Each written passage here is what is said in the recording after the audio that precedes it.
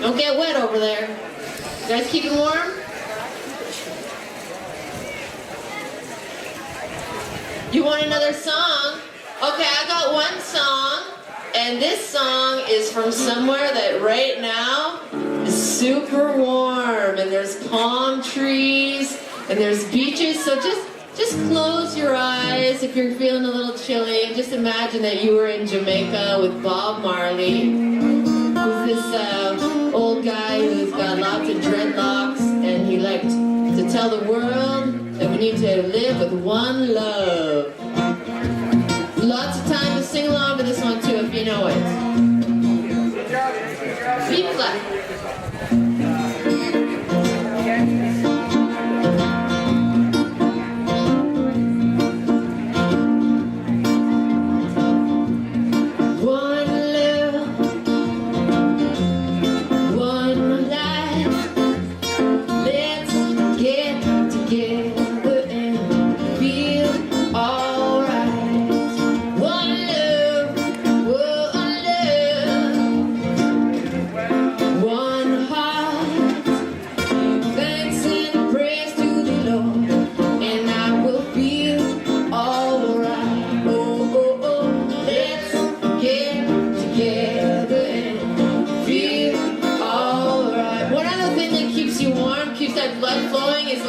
Dancing, so you want to just move your feet back and forth and just hop up and down, all in one love.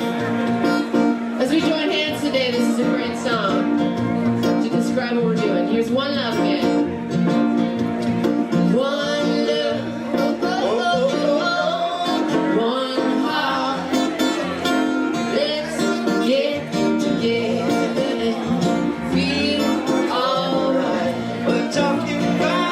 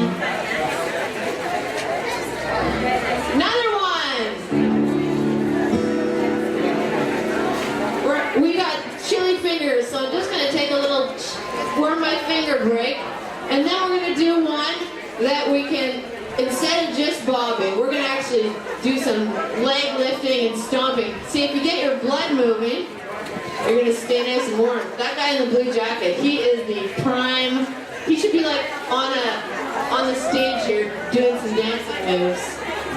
What's your name? What's your name, my dancer friends? Caleb. So if you want to know what moves to do, you can just watch Caleb, and he'll be busting out the moves on this one. It's not quite 500 miles around the promenade here around the building, but it might be closer to maybe half a kilometer. But the good works that we're doing today will span even farther than the proclaimers are talking about in this next song. 500 miles.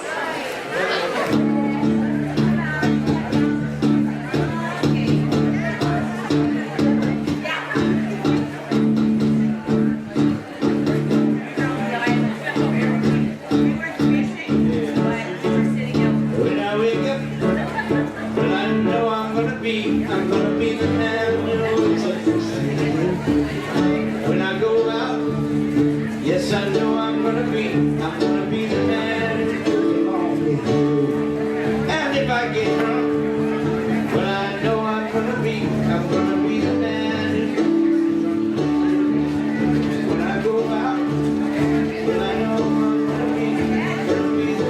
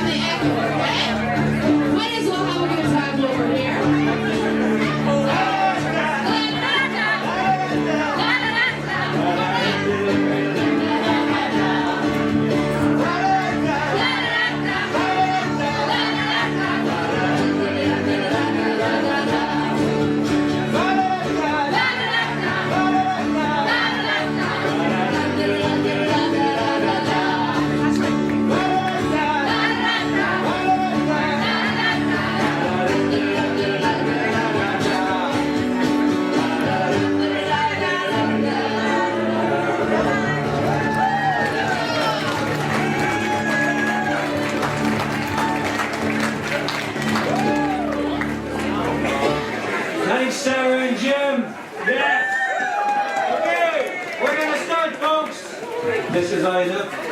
Welcome everyone to the official launch of the Stand By Me Capital Campaign for the expansion of the hospice. So bienvenue tout le monde pour le lancement officiel de la campagne Compte sur moi pour l'expansion de la maison de soins palliatifs. As some of you may know, we're full here. The hospice for the last 8 years has been a capacity of 94%. We need more beds We need more room for our programs and services. We need more room to care for our caregivers in the community, for the family members, and that's why we're expanding the hospice. So, on vous invite ici aujourd'hui parce qu'on compte sur vous pour nous aider à agrandir la maison. Vous pouvez compter sur nous pour prendre soin de vos êtres chers. Nous autres, on compte sur vous pour l'agrandissement. So today you can see people of all ages here. We're lucky to have some students from Carl Nesbitt School and then Churchill Primary School in Sudbury. They will also join us in our annual RBC Hyper Hospice coming in May. So, all right, kids, all ages. So, on dépend du monde de tous les âges, fait que je nommerai pas les autres âges qui existent ici. Mais on a invité quelques invités aussi pour dire quelques mots. So, we have a big crowd and a few guests, special guests to say a few words. If you remember, on December 22nd, we had a special donation here in Sudbury. We were lucky to meet a Cambrian Ford, and then the McCulloch family made a donation of $1 million, which we renamed the hospice Maison McCulloch Hospice. So I'd like to invite Susan to say a few words on behalf of the family.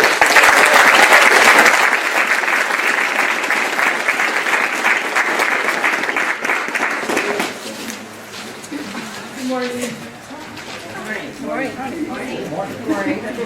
What a place this is. I was here for the first time over 3 years ago when I spent many weeks here with my brother Stephen. It was summer then. You could hear the float planes in the morning lifting off the waters of Ramsey Lake. The moon would put on its most beautiful face as it bounced light off the surface of Bethel at night. The tranquility of nature wraps around this place like a hug. When anyone comes here, from families big and small, they become the loved ones of everyone here. This hospice harbors an incredible sense of community. It shares your burden, opens its heart, and lifts your weary spirits. For me, Maison McCulloch Hospice is the very best place you can be at the very worst time of your life. What a place this is. And it's going to become so much more.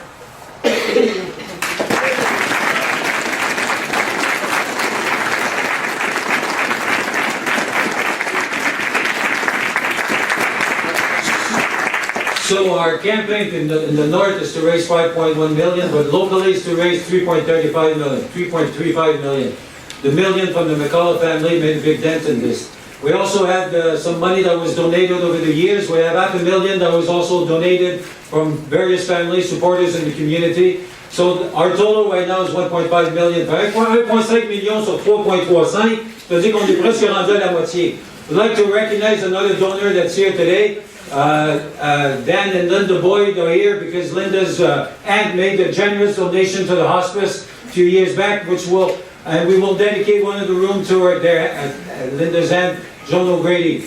So it will appear in the new subdivision. Another room will be dedicated to Ivana Atanaskovich, who died in Ottawa, but her mom wanted to support the place, and they made another donation. One of the room will be dedicated to them also. So already we've received donations, and we are launching this campaign to raise even more funds. So on apprécie l'appui de toute la communauté. J'aimerais inviter maintenant le maire Brian Bigger à dire quelques mots sur Mayor Bigger to say a few words. Well, good morning, everyone. Bonjour, Ani, Wache. I'd like to thank Yolanda Thibault from the Sudbury Hospice Foundation and Leo THERRIEN and the chair, Jerry LOUGHEED Jr. For the invitation to speak here this exciting morning.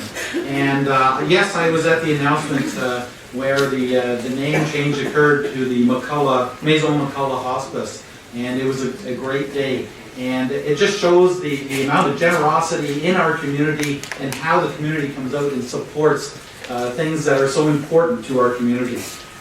Exceptional hospice palliative care is something I'm really proud our community is able to provide. Not all communities have this, and so we need to encourage and support the continued development of the Maison McCulloch Hospice. I know there have been plans for some time to expand and provide even more care for our loved ones And I'm really confident that the citizens of the City of Greater Sudbury will continue to support the Maison McCulloch Hospice and the Stand By Me campaign, and will ensure that they meet their goals of expansion of this hospice. So on behalf of the citizens of the City of Greater Sudbury and the City Council, I extend a heartfelt thank you to all of the staff, the board members, the volunteers at Maison McCulloch Hospice, and I just want to thank them for their selfless, compassionate, and dedicated work. So here's to the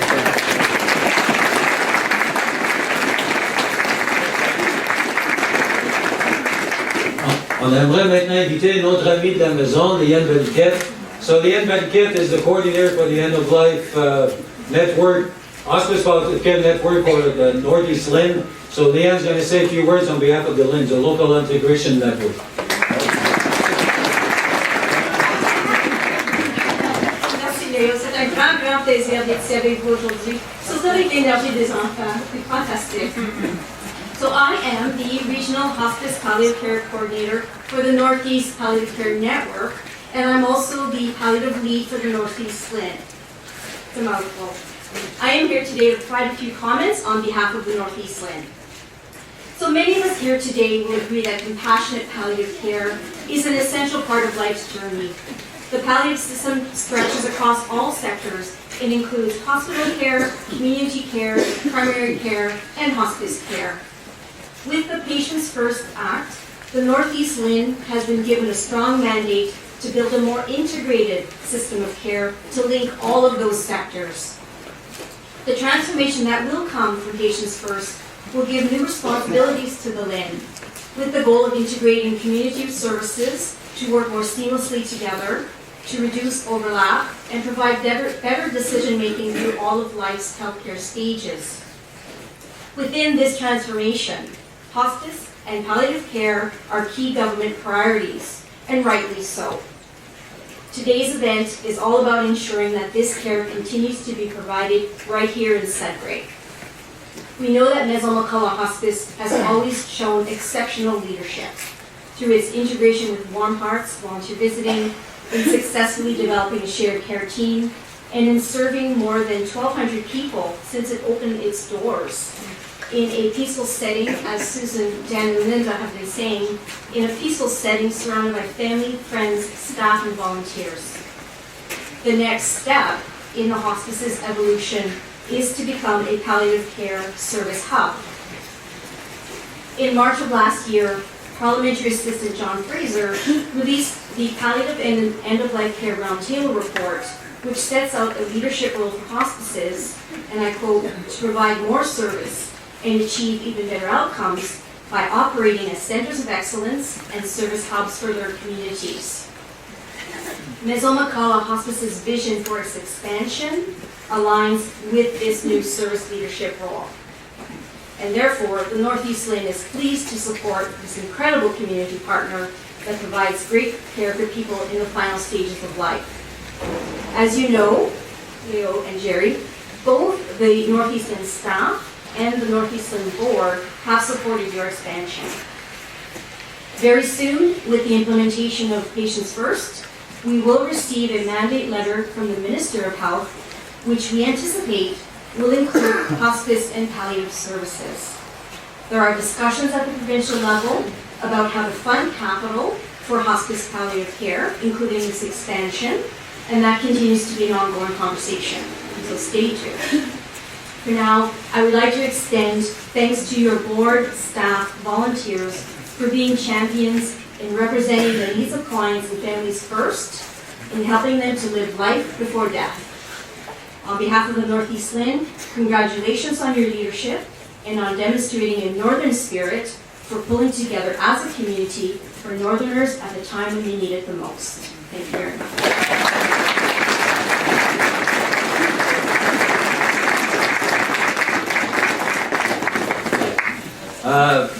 Encore une fois, merci. On voudrait aussi, on a mentionné qu'on avait la marche RBC pour les soins palliatifs. On a aussi l'envolée des jardins de papillons qu'on va avoir pendant l'été. And we're lucky to be the we'll be receiving for the next 2 years will be the Jack and Boat in Sudbury. The Jack and Bolt Festival will be for the hospice. So we have some representatives of Sudbury Jack and Bolt Festival. So there's many means that we can support the hospice. So I'd like to invite now our chair of the campaign, Gerry LOUGHEED, to say a few words. Good morning. Nesbitt and Churchill can do a lot better than that. Good morning. That's a lot better. But you know what? This is truly a good morning. There's no doubt about that. On behalf of the Maison McCulloch Hospice Board of Governors and Foundation, I would like to welcome you here today to what is going to be a historic hug.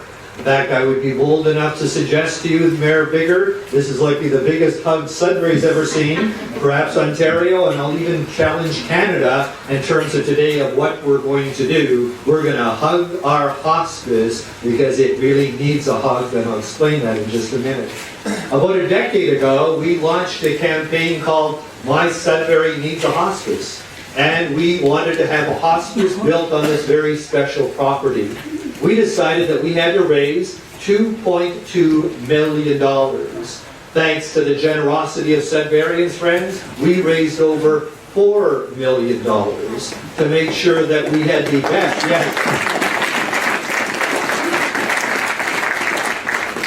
But it wasn't just the bricks and mortar.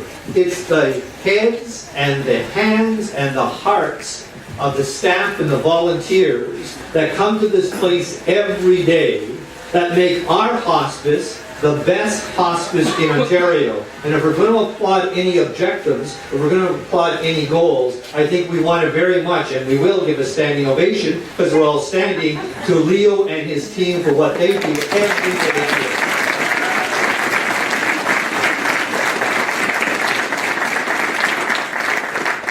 So what did Mr. Therrien say? What did Leo say? We're at a 94% capacity.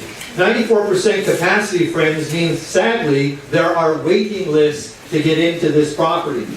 What did Leo say? He needs more room for those ever-expanding community programs, which are called shared care teams and stuff, which allow people to stay at home.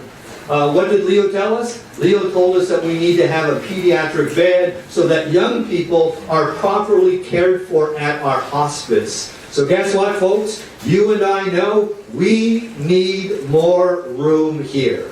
So this morning, on behalf of both boards, I am very pleased to announce that we are committed to a capital construction project of building an additional 16,000 square feet to the existing 10,000 square feet, so we can have 10 more beds and a lot more care.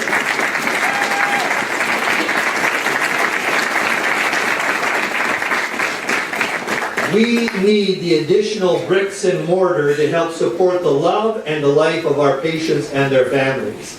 My friends from Churchill, my friends from Carl Nesbitt, a hospice is kind of a funny place. Because some people might say, oh, this hospice is where people come to die. And a lot of us here would say, oh no, you're wrong. People come here because this is a place of dignity, and this is a place of quality of life. When cure is no longer an option, this is the place that guarantees care. And when you love somebody, you want an awful lot of care. And that's what happens on the top of this hill. Beyond the medicine and the machinery, our hospice celebrates hugs of people who love one another. This is my idea, so if it falls flat in his face, you can definitely blame me. There's no doubt about that. Well, when I was going to a school called King George that doesn't exist anymore, and the fact of the matter is that if I had a bad day, because there was a kid by the name of Jiggly Squeezy that was a bully, I should be wearing cape today, by the way, as I have a flashback to that horrible time at recess, when he would wash my face in snow and it was a terrible thing. And I would come home and I would feel really lousy. And you know what was really funny, guys? My mom would give me a hug, and somehow everything felt a lot better. Then when my mother got her cancer, and she was dying and couldn't leave her house because the drugs made her immunization system, that keeps the bugs away, someday she got a little depressed. And it was funny, when I would give her a hug, it would make her feel better. So that's where this concept of hugging has come from. But if you go to that noted resource of knowledge and wisdom, Wikipedia, it will tell you that in fact LOUGHEED is right today, because hugs do 6 things scientifically based. Wikipedia says hugs form a bond, relaxes the body, relieves pain, increases understanding, alleviates stress, and reduces worry. If I ask my friend Lyle, if I ask Leo, if I ask any of the people that work at this hospice, excuse me, isn't that what happens here every day? And every day they give hugs in this place. Every day those 6 things happen. But today, our hospice needs a hug itself. We need to join hands around this hospice building and give a hospice hug to raise $5.1 million. And as much as Leo is optimistic that we're down to 1.5, I'm a little bit, show me the money and I'll believe it then. So we do need it in the bank. So in fact our objective is $5.1 million and we got to raise it in 3 years. I don't know about you friends, but I think that's an awful lot of hugging. So I want you to start hugging today. I want you to hug your parents and grandparents, your workplaces, your retirement places, your recreational places, and say, can you share a hug with our hospice? Our theme is going to be Stand By Me. For those of us that are old, movie, and it's a pretty good movie by the way, too, Stand By Me, about a bunch of boys coming of age. But we're going to sing that song in a minute, guys, so I hope you sing well. The guy that wrote the song's name was Ben E. King. And the reason I think Stand By Me is the most appropriate theme song and theme for our campaign is that this wing is going to stand by this existing building, and all the people that stand by the people they love and volunteer and help are very much going to have those hugs that I just talked about. So I suggest today, in a minute, the voices of music in our community, Sarah and Jim Matt. Let's hear it again for them and their wonderful gift of music. They're going to sing the song. It's got 3 verses, 4 verses, 3 verses, 3 verses, whatever it's called. 3 verses, 3 verses. I'm back to auctioning for the hospital. So we're sold at 3 verses, and you're going to form a big hug. When we all get in the hug, then we're all going to sing the song, and Yolanda and Ashley tell me they got words for everybody to sing if you don't know it, if you don't have an older birth certificate like me. I tell you that because what I'm really sold on, guys, is the first verse. Because the first verse says, when the night comes and the land is dark, and the only light we see comes from the moon. No, I won't be afraid, oh, I won't be afraid, just as long as you stand by me. Today, let us stand in solidarity to defeat the darkness of dying by sharing our light of caring. And let us stand in solidarity, not afraid to raise $5.1 million with our light of sharing. And our hug today is a covenant about that caring and that sharing.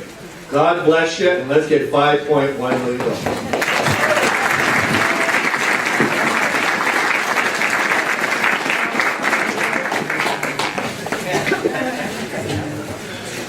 So we're going to sing the song first, but then afterwards, the idea is to give a hug to the hospice. So we're going to spread around the hospice. The kids are going to go on the lakeside. The boardwalk has been shoveled, so c'est plus ou moins sécuritaire. So I just wanted to mention one more. The plans are right here. You can see them there. You can see on the exit. I'd like to recognize Andrew Salich, who's here today. One of the architects with Louis Bélanger, who have done the plans, with the youngest one that we have here today. So we're starting the song, and afterwards we have a drone that will take a picture. So remember to smile and show your teeth, parce que le drone va prendre une photo du ciel. Mais on chante en premier, ensuite on autour de la maison pour prendre une photo. So we sing one. We're on the score.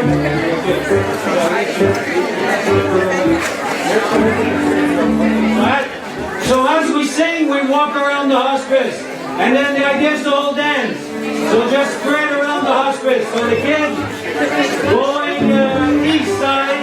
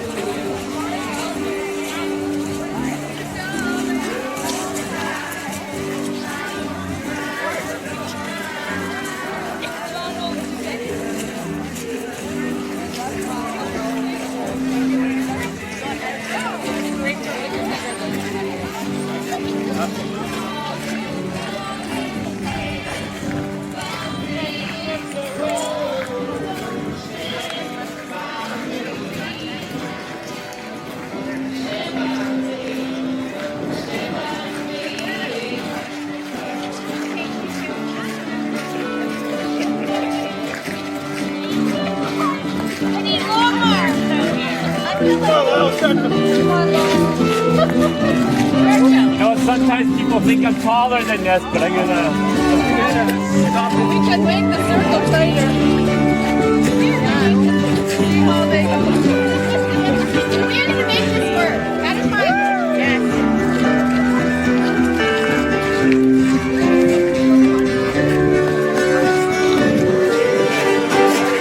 So darling, darling, stand by me. Oh, stand by me. Stand by me. Stand by me. Oh, and maybe you're in trouble, won't you stand by me? Oh, stand by me. There it is. Stand by me. Stand by me. Let me do the song again. Okay.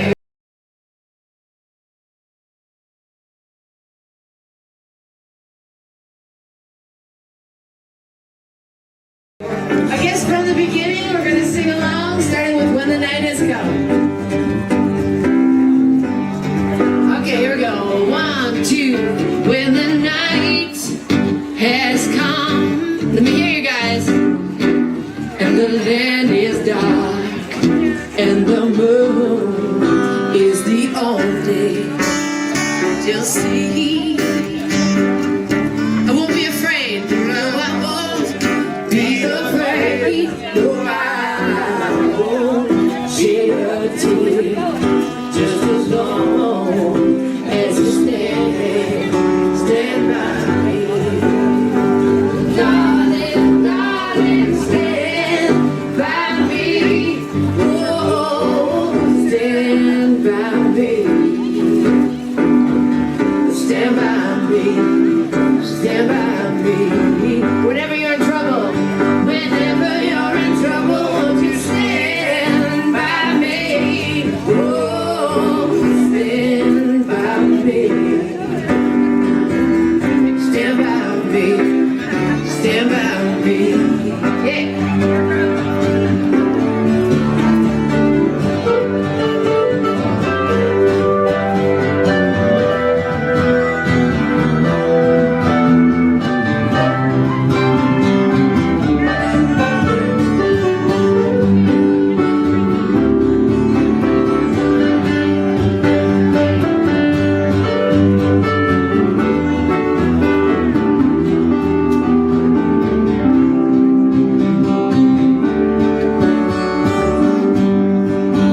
The sky we look upon all together. The sky you look upon to crumble and fall. Would crumble and fall, and the mountains to crumble to the sea. I won't be afraid. I won't cry. I won't cry. No, I won't shed a tear. Just as long as you stand by me.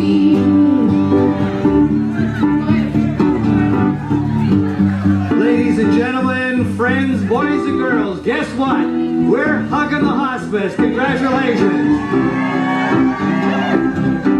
So, we're going to take a cue from our friend Sarah and Jim to sing our theme song for the very, very first time. The drone is going overhead, so look up every now and again because we're going to use that picture for our campaign materials.